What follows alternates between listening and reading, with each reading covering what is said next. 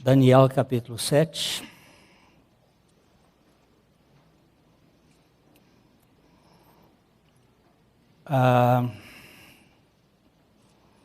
Nós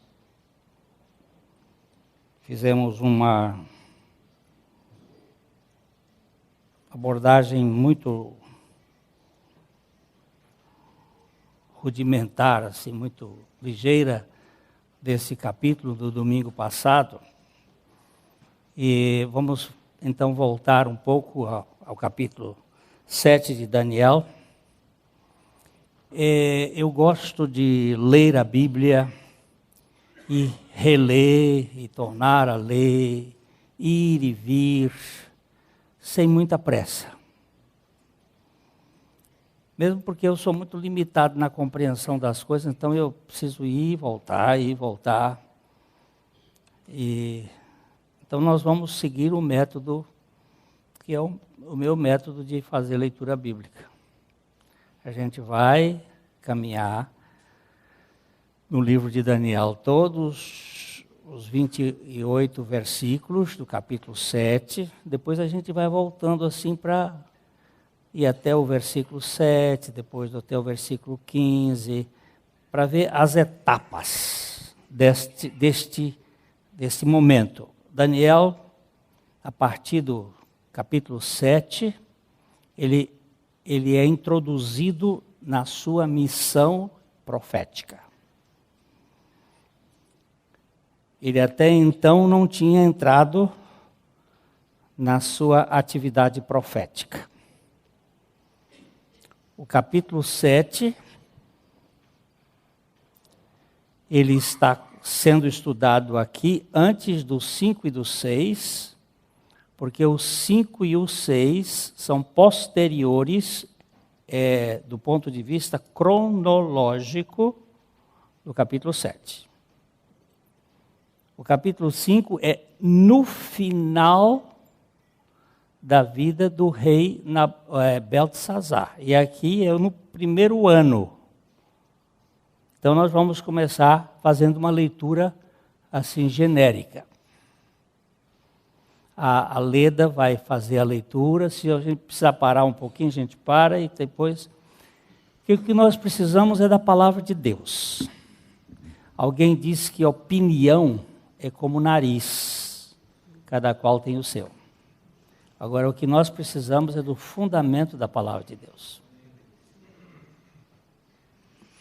No primeiro ano de Beltesazar, rei da Babilônia, teve Daniel um sonho e visões ante seus olhos. Quando estava no seu leito, escreveu logo o sonho e relatou a suma de todas as coisas. Falou Daniel e disse: Eu estava olhando durante a minha visão da noite, e eis que os 4 ventos do céu agitavam o mar grande. 4 animais grandes, diferentes uns dos outros, subiam do mar. O primeiro era como leão e tinha asas de águia. Enquanto eu olhava, foram-lhe arrancadas asas. Foi levantado da terra e posto em 2 pés, como homem, e lhe foi dada mente de homem. Continuei olhando, e eis aqui o segundo animal, semelhante a um urso, o qual se levantou sobre um dos seus lados. Na boca, entre os dentes, trazia 3 costelas, e lhe diziam: levanta-te, devora muita carne. Depois disso, continuei olhando, e eis aqui outro, semelhante a um leopardo, e tinha nas costas 4 asas de ave. Tinha também este animal 4 cabeças, e foi-lhe dado domínio. Depois disso, eu estava olhando nas visões da noite, e eis aqui o 4º animal, terrível, espantoso e sobremodo forte, o qual tinha grandes dentes de ferro.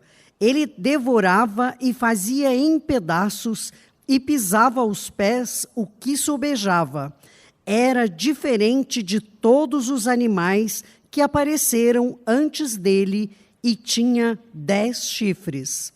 Estando eu a observar os chifres, eis que entre eles subiu outro pequeno, diante do qual 3 dos primeiros chifres foram arrancados, e eis que neste chifre havia olhos, como os de homem, e uma boca que falava com insolência.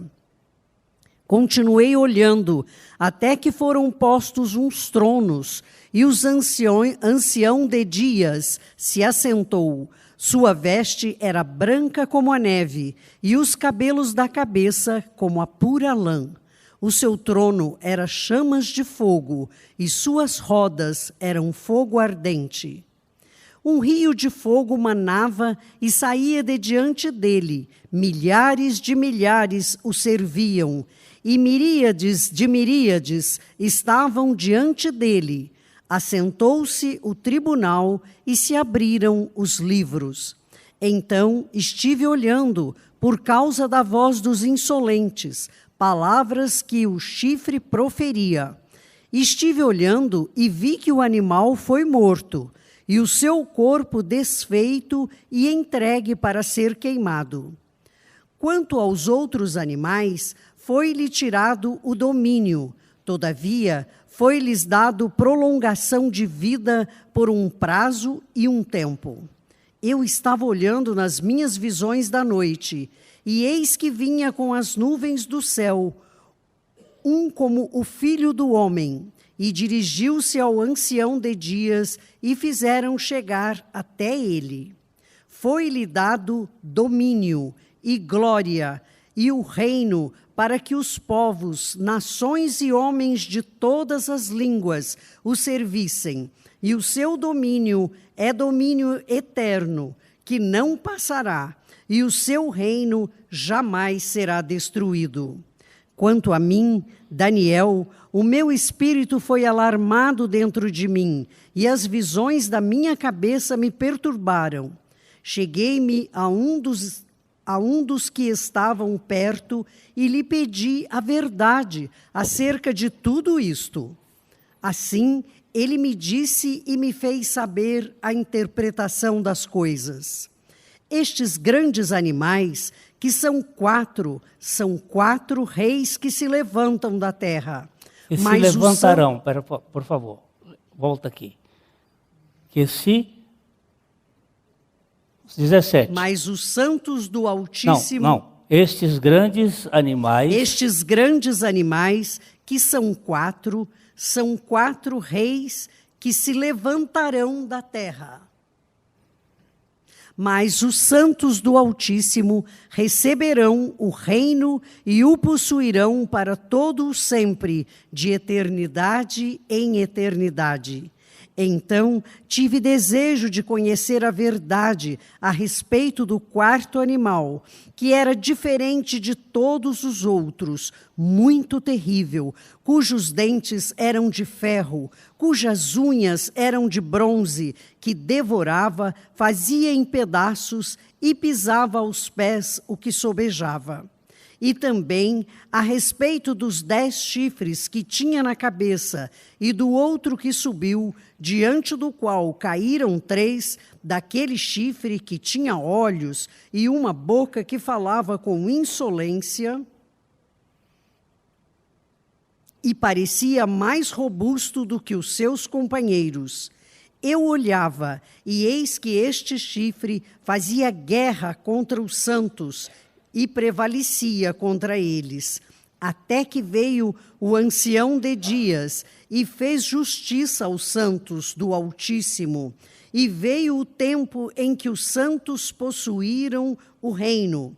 Então ele disse: o quarto animal será um quarto reino da terra, o qual será diferente de todos os reinos, e devorará toda a terra, e pisará os pés, e a fará em pedaços. Os 10 chifres correspondem a 10 reis que se levantarão daquele mesmo reino, e depois deles se levantará outro, o qual será diferente dos primeiros, e abaterá a 3 reis. Proferirá palavras contra o Altíssimo, magoará os santos do Altíssimo e cuidará em mudar os tempos e a lei. E os santos lhe serão entregues nas mãos por um tempo, 2 tempos e metade de um tempo.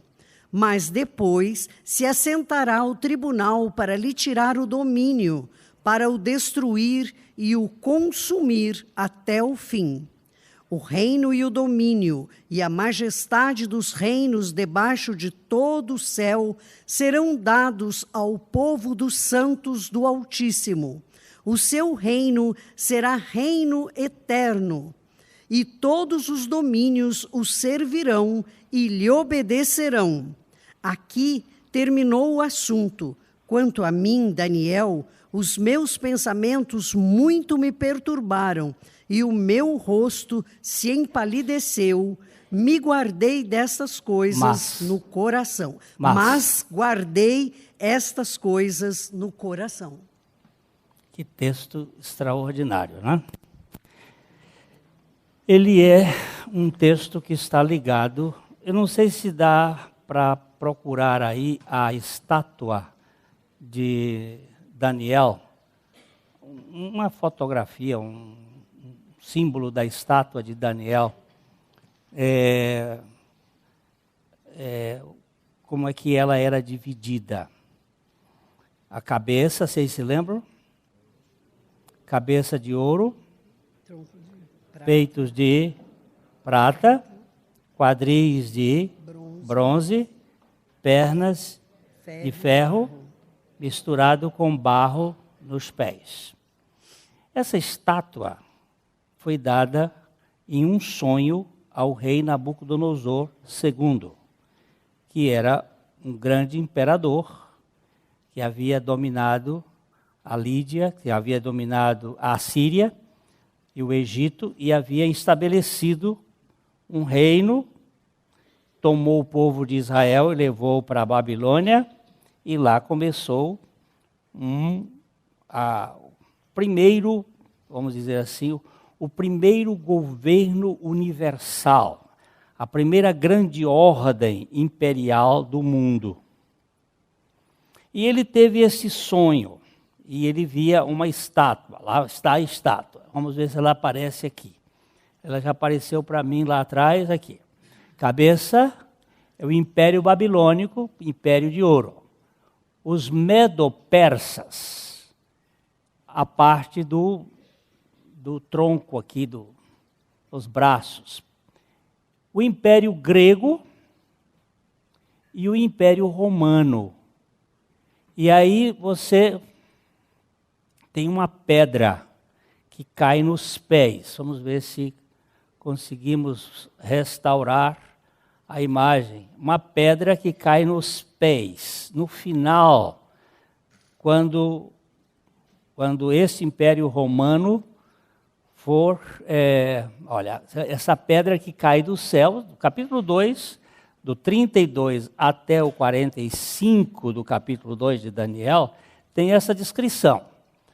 Então nós temos o Império Babilônico com a cabeça de ouro, o Império Medo-Persa com a prata, o Império grego com o bronze e o Império Romano com o ferro.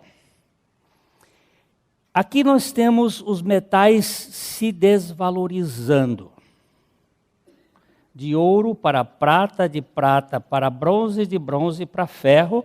E os pés são uma mistura de barro com ferro. E o texto fala dos artelhos, dos 10 artelhos, semelhantemente como o texto fala da besta com 10 chifres. E ela vai explicar aqui sobre essa permanência deste último império, que de certo modo este império romano, que foi dividido em dois, do Oriente e do Ocidente, o do Ocidente caiu, historicamente caiu, em 476, e o do Oriente na queda de Constantinopla, em 1453. Mas, na verdade, esse império nunca caiu, porque ele permaneceu através da governabilidade da Igreja Católica e dos sistemas de governo dos 10 povos que se aliaram a partir de Carlos Magno, de Pino Breve e Carlos Magno, aqueles povos que vocês já estudaram, até Obelix e etc., que vocês já viram, os godos, os visigodos, os ostrogodos e aquela coisa, aqueles povos bárbaros que se uniram para formar uma conciliação. E eles vão estar, no final, aí na governabilidade do mundo. Então, aqui nós temos esta figura. No capítulo 7, se você achar, procure aí os 4 animais do Daniel. Os 4 animais são 4 feras, 4 sistemas ferozes. Agora, a ferocidade é diferente deste aqui, que vai diminuindo o valor. O valor de ouro vai chegando até barro com ferro. A ferocidade aqui aumenta. Do leão, que é tornado em pé como homem, até uma besta que é das mais horríveis. Aqui nós temos o leão com asa de águia, que representa a Babilônia, cabeça de ouro. É uma mistura. Quem for, por exemplo, a Ankara, ou quem for a Constantinopla, pode ir aos museus e vai encontrar os símbolos da Babilônia, que são um leão com asas. O segundo animal é um urso, que tem um lado mais alto, o lado persa, por isso que é o Medo-Persa. Na conquista de Dario, depois Ciro, possivelmente aí tem uma discussão se Ciro e Dario seriam o mesmo, mas a Pérsia teve uma primazia sobre os medos. E não quero entrar em questões históricas, porque nós aqui não estamos para provar a questão da historicidade, mas sim para verificar como Deus está estabelecendo princípios, porque Deus revela aos seus profetas antes que as coisas aconteçam. Ele revela desde o princípio, diz o livro de Isaías 46, 9 a 10. Vamos dar uma olhadinha de novo isso aí, porque tem gente que discorda desse assunto, de que Deus, antes de fazer as coisas acontecerem, Ele primeiro conta como vai acontecer. O nascimento de Jesus, Ele previu todos detalhadamente. E a segunda vinda de Cristo, Ele prevê tudo detalhadamente. Deus não quer surpreender o seu povo. Ele quer contar para eles o que vai acontecer. O que vai acontecer, vai acontecer. Vamos dar uma olhadinha, por exemplo, em Isaías 46, 9 a 11, só para a gente relembrar. Isso aqui nós já vimos domingo passado, mas eu tenho encontrado muita dificuldade com algumas pessoas que querem que prevaleça o pensamento de Babilônia. Olha aqui. Lembrai-vos das coisas passadas da antiguidade, que eu sou Deus, e não há outro. Eu sou Deus, e não há outro semelhante a mim. Que desde o princípio anuncio o que há de acontecer, e desde a antiguidade, as coisas que ainda não sucederam, que digo, o meu conselho permanecerá de pé. Farei toda a minha vontade, que chamo a ave de rapina desde o Oriente e de uma terra longínqua, o homem do meu conselho. Eu o disse, eu também o cumprirei. Tomei este propósito, também o executarei.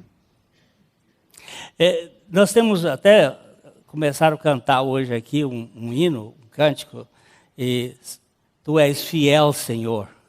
E aí a gente tem cantado esse cântico de modo até sem pensar, dizendo, fiel a mim. Mas isso não é verdade. Deus é fiel a Ele. Ele não é fiel a mim.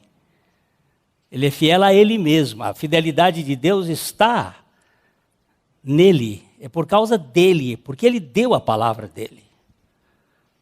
Isso me dá muita segurança, porque tudo quanto Deus fala, Ele sustenta.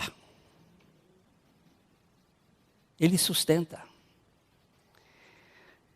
Eu sou, biblicamente falando, aquilo que Deus diz que eu sou. Ninguém pode tirar a minha experiência baseada em coisas externas, porque a minha experiência não está baseada no que eu imagino que esteja, mas sim no que Deus diz que é. Isso dá segurança. Só uma vez eu estava viajando para o Rio de Janeiro com uma pessoa que estava participando do culto aqui da igreja, e eu disse que ia para o Rio, e ele disse assim, o senhor não quer ir comigo amanhã? Eu estou indo de carro. Eu digo, tudo bem, eu vou com você. E nós fomos. E lá pelos tantas ele virou para mim, no carro, dirigindo. Nós íamos lá pela Castelo. Ele disse assim, pastor Glênio, eu observei que o senhor parece que foi batizado com o Espírito Santo. Eu disse, não, eu sou batizado com o Espírito Santo, sim. Aí ele disse assim, qual é a evidência que o senhor é batizado com o Espírito Santo? Eu disse, a palavra de Deus. Ele soltou o volante do carro, ele ia mais ou menos uns 140 na Castelo. Ele soltou o carro e disse, rapaz, eu sou batizado com o Espírito Santo, mas não chegou ainda a hora não, vamos devagar, vamos devagar. Mas diz, que evidência é essa, a palavra de Deus? Eu digo, a única evidência que nós temos de fé é o que a palavra de Deus diz. Milagre não é evidência para a fé. Se Deus fala, aí eu digo, de quem é esse carro aqui? Ele disse, esse carro é meu. Eu digo, como é que você prova que esse carro é seu? Ele disse, eu tenho um documento. Quer dizer que esse documento garante que o carro é seu? Garante. Você tem casa? Tenho. E o que garante que a sua casa é sua? Ele disse, eu tenho uma escritura. Eu digo, a escritura garante. E a escritura feita por um cartório. Garante, garante. Se quiserem roubar a sua casa, como é que você faz? Eu entro na justiça e reivindico, a casa é minha, eu tenho a escritura. Pois é, eu também tenho uma escritura que todo aquele que recebe a Jesus recebe o Espírito Santo. Eu recebi Jesus e recebi o Espírito Santo no meu coração, pela fé. Eu não preciso ter nenhuma outra evidência que não seja a palavra de Deus. É a palavra de Deus que nos garante que nós somos o que somos. Então, queridos, quando Deus fala, está falado. Havia um comentarista de futebol, Mário Viana com 2 N's. Para gente mais antiga, ele dizia na rádio, falou Mário Viana com 2 N's e está falado. O que eu falei, eu sustento. Mas Mário Viana morreu. Agora, quando Deus fala, está falado, e ele continua vivo. E segura o que ele disse. Então, nós precisamos entender a ferocidade do governo que vem da terra. Vamos voltar agora para Daniel capítulo 7. Daniel capítulo 7.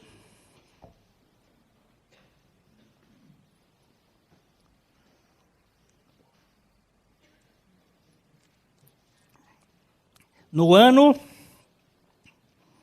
primeiro ano de Beltesazar, rei de Babilônia, teve Daniel um sonho e visões ante seus olhos quando estava no seu leito.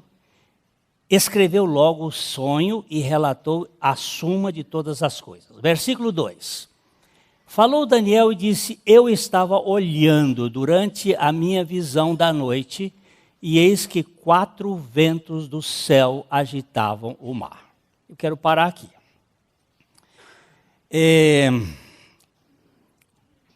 Daniel viu um grande mar agitado. Açoitado por ventos poderosos, dos quais emergiam 4 bestas surreais, estranhas, uma após a outra. A imagem de um mar agitado às vezes ocorre na Bíblia como representando as nações inquietas.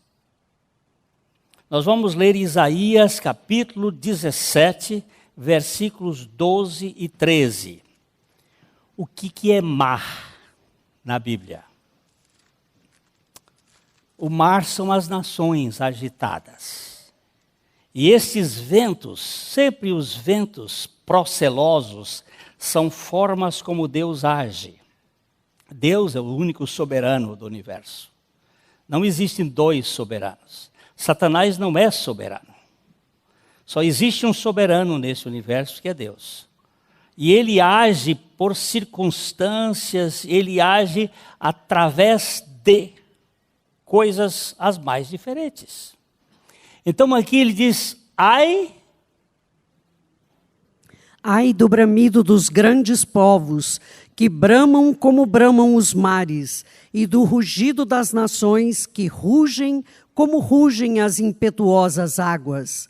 Rugirão as nações como rugem as muitas águas, mas Deus as repreenderá, e fugirão para longe, serão afugentadas como a palha dos montes, diante do vento, e como pó levado pelo tufão. É engraçado.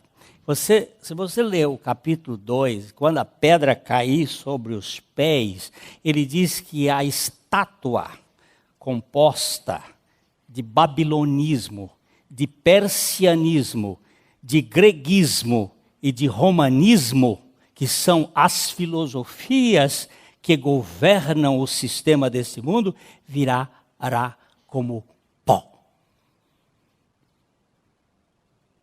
Ficará como pó, espalhado pelo mundo. Deus está dizendo ao seu povo que está numa situação de dificuldades, de escravatura. Não fiquem preocupados, porque eu sou o Deus da história. Meu tempo é o meu tempo, não é o seu. Um dia para o Senhor é como 1000 anos, e 1000 anos como um dia. Isso para descontrair um pouco, às vezes a gente fica tenso com essas coisas, mas um judeu estava lá no monte das petições em Jerusalém, no monte das lamentações, colocou lá um pedido e disse, Senhor, é verdade que para o Senhor 1 milhão de dólares é como 1 centavo? Ele disse, é verdade. Ele disse, e é verdade também que para o Senhor um dia é como 1000 anos? Isso é verdade. Senhor, me dá 1 milhão de dólares. E o Senhor disse, espere um dia. Então, aqui nós temos que entender que o cronômetro de Deus é um pouco diferente. E aqui nós temos que ver, vamos voltar aqui, o profeta dizendo sobre a agitação das nações, os povos agitados. A ferocidade começa assim, a política se torna uma política cada vez mais agressiva, mais feroz.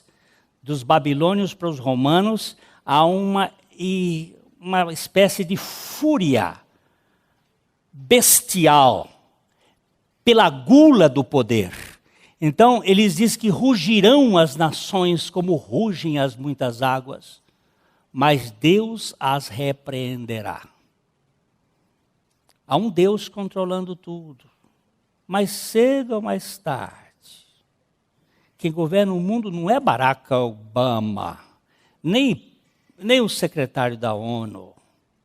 Eles estão nessa fúria que nós vimos domingo passado, que é a conspiração dos reis deste mundo contra o ungido. Mas espera um pouco mais, povo de Deus, que a coisa vai mudar. Aí, lá no capítulo 12 de Daniel, ele vai dizer, esta profecia vai ficar selada até o tempo do fim. No tempo do fim, alguns vão perscrutar, vão investigar, e aí alguns vão ser libertos, vão ser esclarecidos e vão ser revelados os projetos de Deus. Por isso que muita gente está hoje andando e navegando por esse campo das revelações de Deus no livro de Daniel. Eu queria que a gente lesse Apocalipse, capítulo 17, versículo 15. Neste livro de Apocalipse, Deus está dizendo o que são os mares, o que são este grande mar. Falou-me ainda, as águas que viste, onde a meretriz está assentada, são povos, multidões, nações e línguas. A meretriz é a igreja falsa, é a igreja apóstata, que é composta por esta pluralidade ecumênica de ideias que vão chegando para a conspiração final. É um ajuntamento de tudo quanto é doutrinas falsas e humanistas. Essa é a meretriz, e ela está assentada sobre povos, multidões, nações e línguas, e estas são as águas, ou as muitas águas, ou o mar.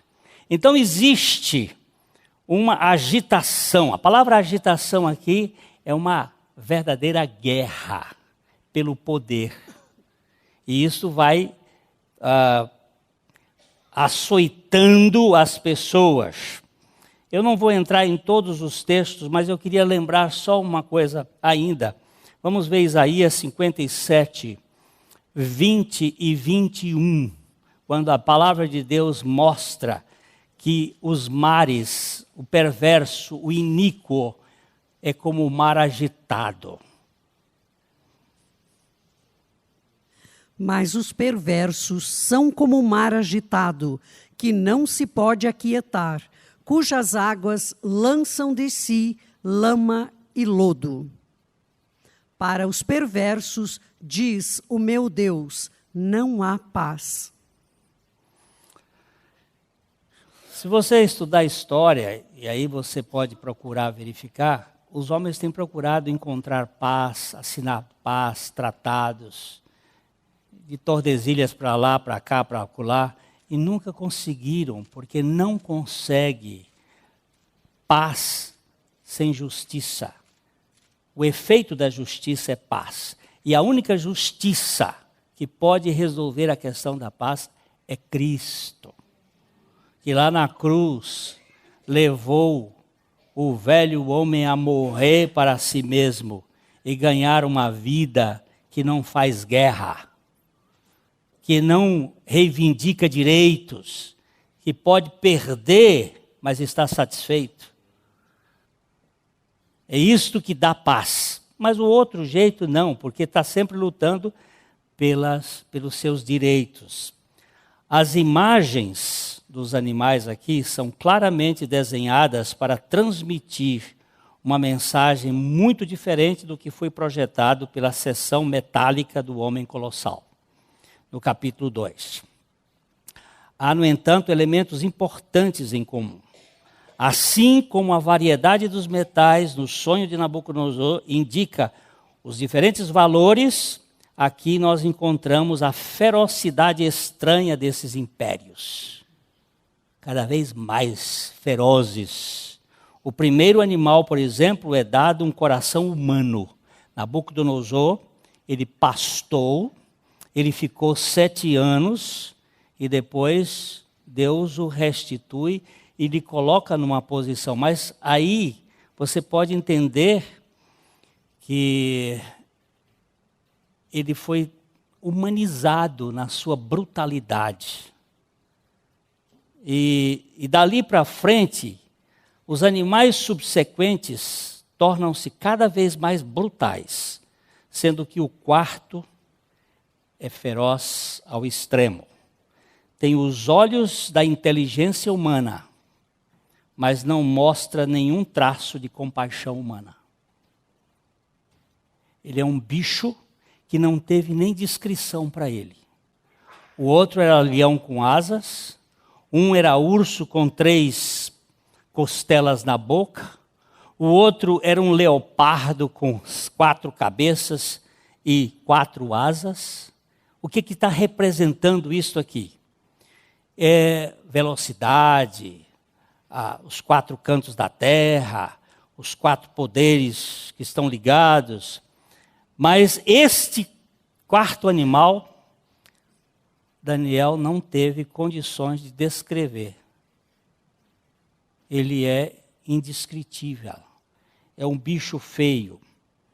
A perspectiva aqui é clara. A partir do ponto de vista dos impérios, se assemelham animais selvagens, a brutalidade pelo poder torna-se feroz. Ao contrário dos humanos, os animais não são inibidos por considerações de ordem moral, uma vez que os animais não são seres morais. Aqui Deus está dizendo assim, isto aqui são feras, são bestas, são coisas surreais de poder, de dominação. Eles matam, eles destroem. Os impérios tendem a se comportar como blocos de poder amorais. Alguém hoje me perguntou assim, num almoço onde nós estivemos, Glênio, o que você acha que vai se constituir a nosso país? Eu digo, o vento está feio. A situação não é boa. Ainda temos alguma expectativa de que as pessoas tomem alguma posição, mas não é fácil a gente verificar o que está acontecendo da dominação. Naturalmente, nem todos os animais são ferozes o tempo todo, mas não mexa no negócio deles, porque eles comem. A primeira besta do zoo de Daniel é um estranho híbrido de leão e águia. Nós já tentamos mostrar aqui que é uma figura, aparece muito, o próprio Daniel esteve numa cova de leões, porque o leão era o símbolo da Babilônia.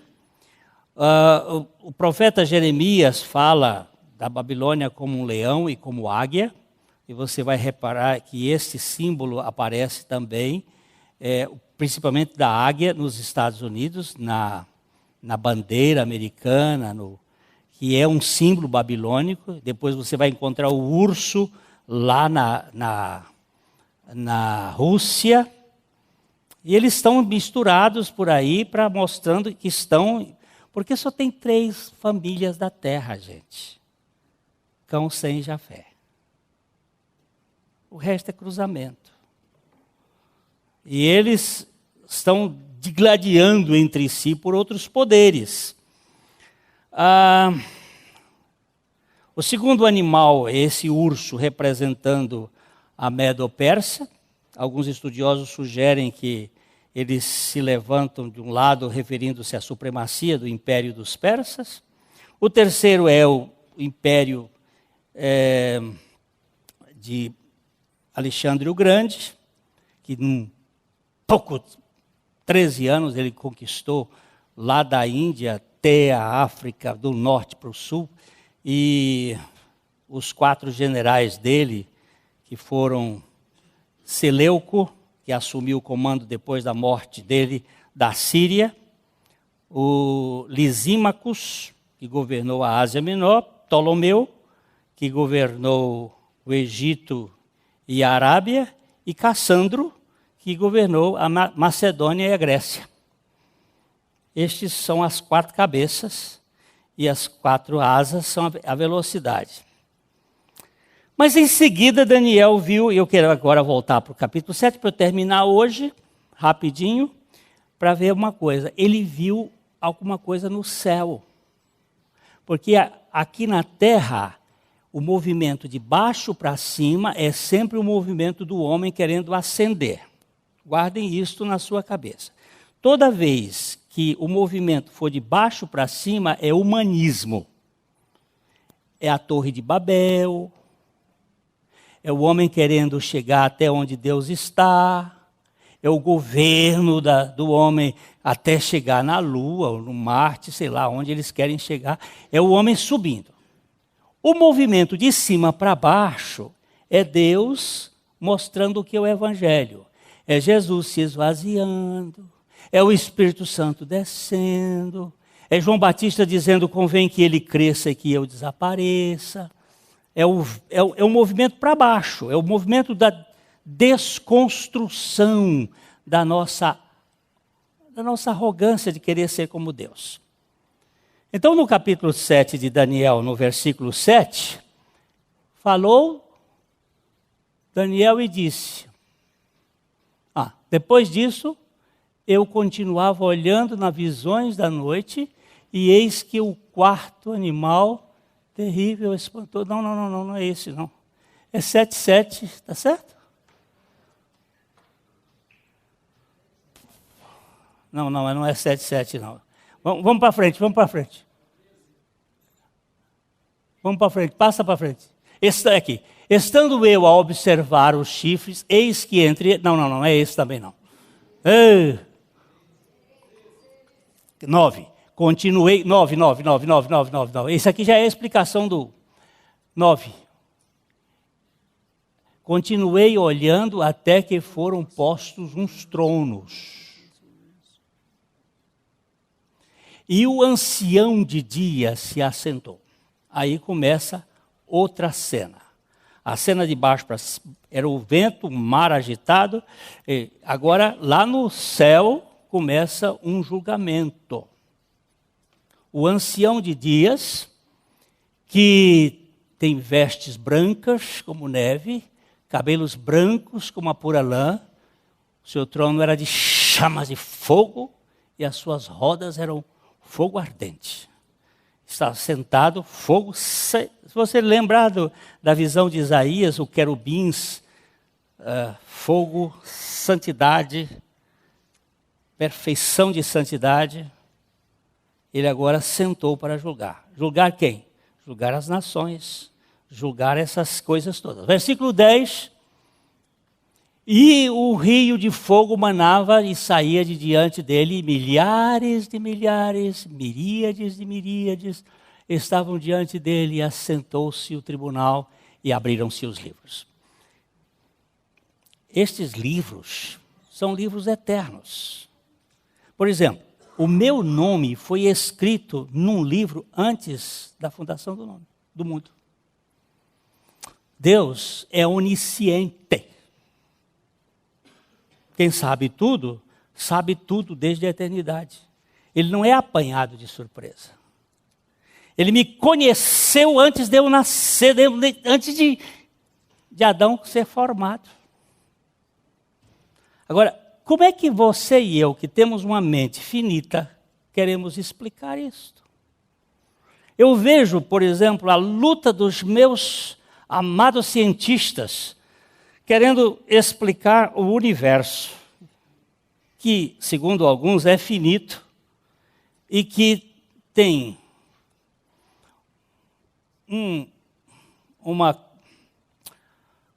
a nossa galáxia diz que tem 100 bilhões de estrelas. E nós moramos numa galáxia, onde nós estamos, num planetinha, que é o 8º ou 9º, porque estão tirando Plutão da história, não sei qual é que mais vai ficar. É um planetinha de quarta grandeza, sei lá que grandeza é a Terra, um planetinha zebéio, pequenininho, dentro de um solzinho de quinta grandeza, dentro de uma das constelações que é a das menores, que tem 100 bilhões de estrelas, e que, segundo eles, o universo é finito e tem 100 bilhões de galáxias. Agora, você quer saber como é que se escreve 1 bilhão? 1 mais 000 dá 1000, mais 000 dá 1 milhão, mais 000 dá...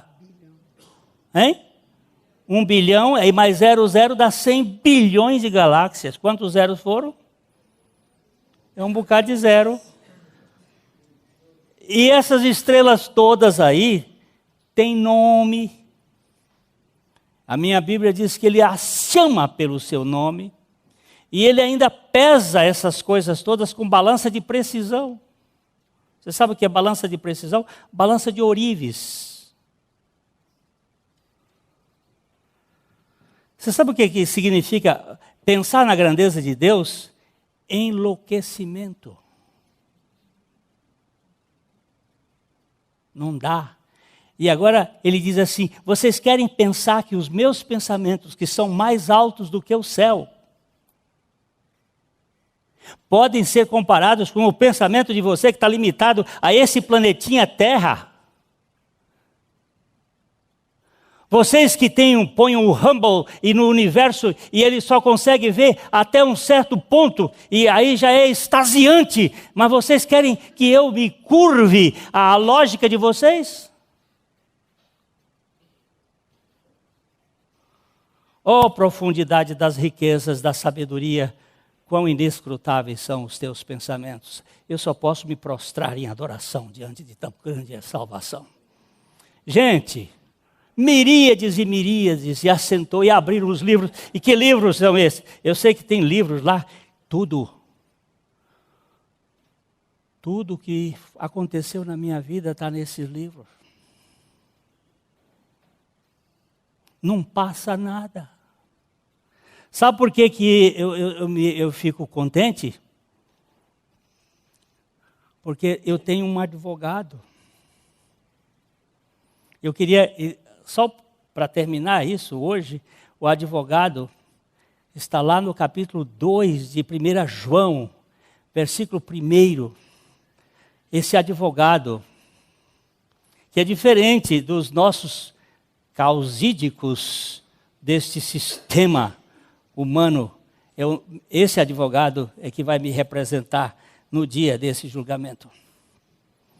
Vamos lá, rapidinho, porque... Filhinhos meus, essas coisas vos escrevo para que não pequeis. Se todavia alguém pecar, temos advogado junto ao Pai, Jesus Cristo, o justo. Quem é? Jesus Cristo. Quando abrir o livro e tiver fazer o julgamento, o meu julgamento, não sei o seu, o meu julgamento. O meu advogado, que está descendo, e você vai ver ele descer já no livro de Daniel. Ele está descendo nas nuvens. Ele vai se apresentar e diz, perante o juiz, o ancião de dias, que na minha visão limitadíssima, é o Altíssimo, que sabe todas as coisas. Ancião de dias é para mostrar que ele tem eternidade em si, porque nós falamos biblicamente com linguagens antropomórficas, com linguagens que o homem pode entender, limitadíssimas. Então ele vai dizer assim, Pai, esse está debaixo do meu sangue. Poxa vida. Entra e passa para cá. Não é porque você foi batizado na igreja batista. Não é porque você faz parte de uma igreja qualquer. É porque você creu na suficiência de Jesus Cristo como Salvador e Senhor da sua vida. Não é porque você... mas por que foi que você creu? Eu não sei por que você creu. Mas se você creu, foi um mistério da graça de Deus lhe fazendo crer. Agora, quem crê, descansa. E a minha velha Bíblia diz assim, aquele que crê, não se apressa. Aquele que crê está sentado numa rocha inamovível, porque é como um monte Sião que não se abala, mas permanece para sempre. Isso é Bíblia, isso não é sentimento. Meu sentimento é como a onda do mar, é agitado. Mas quando eu estou firmado na Bíblia, você pode fazer o que você quiser. Ninguém pode destruir aquilo que Deus fez na sua palavra. Agora eu queria só voltar para Daniel. Lembrar só do nosso advogado de quem crê, gente. Não é porque está na igreja, não. É porque crê. Nós não vamos ser salvos por pertencermos a um sistema. Nós somos salvos porque cremos em Senhor Jesus Cristo. O apóstolo Paulo foi muito claro a dizer ao carcereiro, quando ele disse assim, o que eu faço agora? Querendo se matar. Paulo disse, não faças isto. Creia no Senhor Jesus e será salvo. Tu ainda botou minha casa na lambuja. Por quê? Porque aquele que crê também clama ao Senhor por aqueles que são chamados pelo Senhor. Vamos lá. Um rio de fogo manava e saía diante dele, milhares, vamos lá, um pouquinho mais para frente, os livros se abriram. Então, estive olhando, por causa da voz, das insolências, das palavras que o chifre proferia. O chifre é o chifrinho. Vocês se lembram que eram 10 chifres. No meio desses chifres, levanta-se um chifrinho. Depois nós vamos ver isso em Apocalipse. Esse chifrinho, ele é pequenininho porque é pouco tempo que ele tem. Chifre na Bíblia é poder. É poder. É força. É poder. Esse chifrinho aí é o anticristo. Ele vai ter pouco tempo de governabilidade neste mundo. Mas ele é insolente. Ele tem palavras de insolência contra o Altíssimo. Ele quer mudar os tempos e a lei. Ele quer mudar tudo. Mas ele vai ser derrotado. Você vê aqui. Estive olhando e vi quando o animal foi morto. E o seu corpo desfeito. E entregue para ser queimado. Ele estava olhando e viu. Isso vai ser daqui a pouco. Não estamos muito longe disso acontecer, não. Versículo 12. Quando os outros animais foi-lhe tirado o domínio, todavia foi-lhe dado prolongação da vida por um prazo e um tempo. O sistema babilônico vai continuar ainda agindo por um tempo, e um tempo o sistema grego dentro da filosofia e o sistema, a governabilidade, os poderes, prefeito, governadores, isso tudo é babilônico, persa, depois o governo romano, filosofia, e um pouquinho do governo romano vai desaparecer, porque ele vai ser queimado.